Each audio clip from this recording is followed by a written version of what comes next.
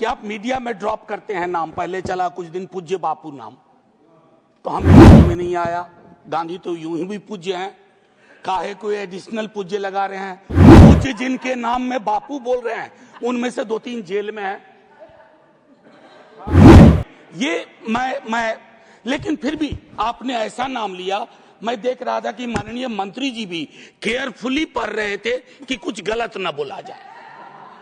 कारण है कि मैंने तुकबंदी देखी है, लेकिन अंग्रेजी और हिंदी को मिला करके जब आप तुक बिठाते हैं तो बेहतर से बेहतर तुक बेतुका दिखता है। ये बेतुका दिखता है।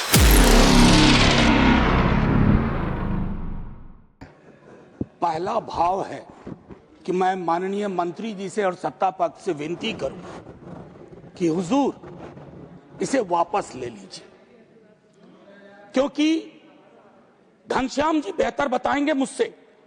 जिस राज्य से वो आते हैं उस राज्य के लोगों ने बरसों तक संघर्ष किया। मध्य प्रदेश ने संघर्ष किया, छत्तीसगढ़ ने बाद के संघर्ष किया, मेरे बिहार ने किया, झारखंड ने किया। किस लिए? हर हाथ को काम, हर काम का वाजिब दाम, ये इसकी मूल भावना थी। माननीय मंत्री जी,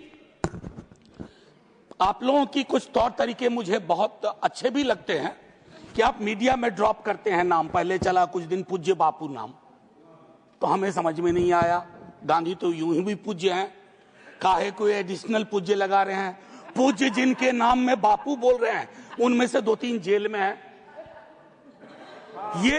ये मैं लेकिन फिर भी आपने ऐसा नाम लिया।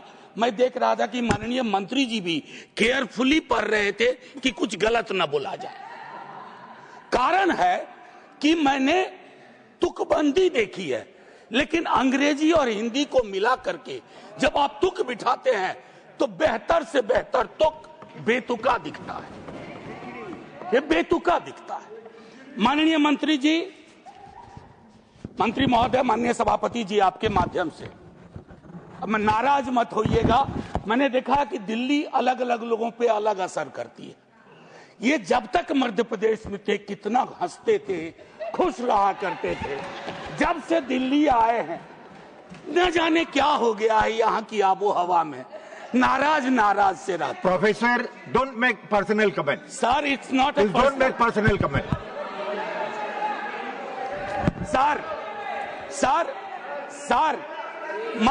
सर, इसी सदन में लोहिया जी, पीलू मोदी, मीनू मसानी, रामन, मैं तमाम चीजें। सर, आपने एक किताब छापी है राज्यसभा से, ह्यूमर इन द हाउस। अब अगला एडिशन छप ही नहीं पाएगा, अगला एडिशन नहीं छपेगा।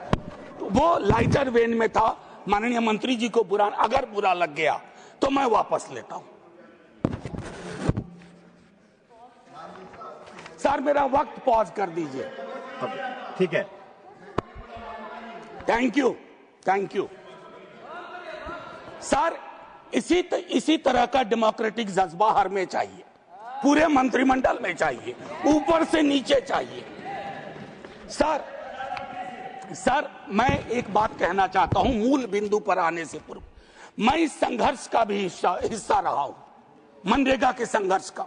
सर, मैं राजनीति में तब नहीं था, विश्वविद्यालय का शिक्षक, सोशल पॉलिसी का पेपर पढ़ाता था।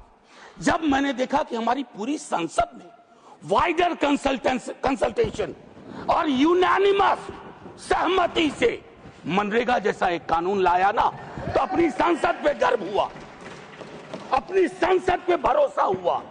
मैं उस भरोसे को खत्म नहीं होते देखना चाहता, जीते जी नहीं देखना चाहता। और वो मजदूर, गरीब मजदूर, भूमिहीन किसान, हमारी महिलाएं, वो भी नहीं देखना चाहती। वो बहुत बेबसी में है सर। उनको राम से क्या आपत्ति होगी?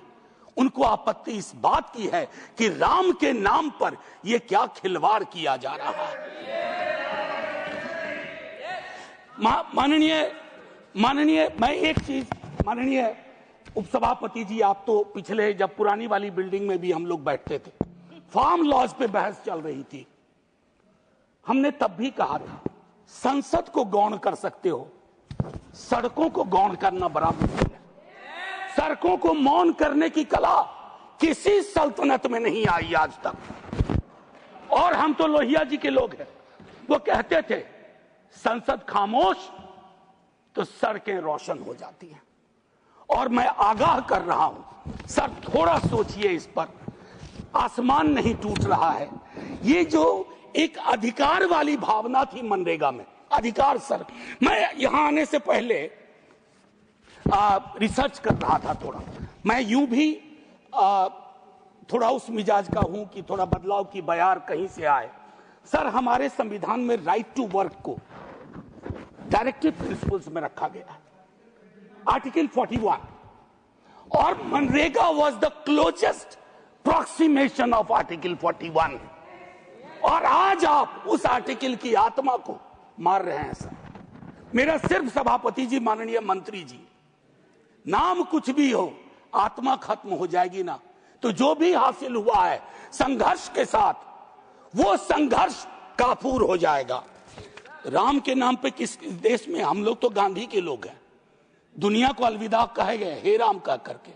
और जब नोआखोली से आए, सांप्रदायिक सद्भाव बिगड़ा था, तो उन्होंने अपने भजन को बदल दिया, भजमन प्यारे सीताराम के बदले भजमन प्यारे राम रहीम। हम तो वो लोग हैं सर। खैर, आपसे तो इन विषयों पर शिकायत करने का कोई मतलब ही नहीं है सर। कहां हम मनरेगा में व्यापक तब्दीली की मांग कर रहे थे। हर सदन में 2 जीरो आवर आता था कि मैंडेज बढ़ाइए, वेज बढ़ाइए।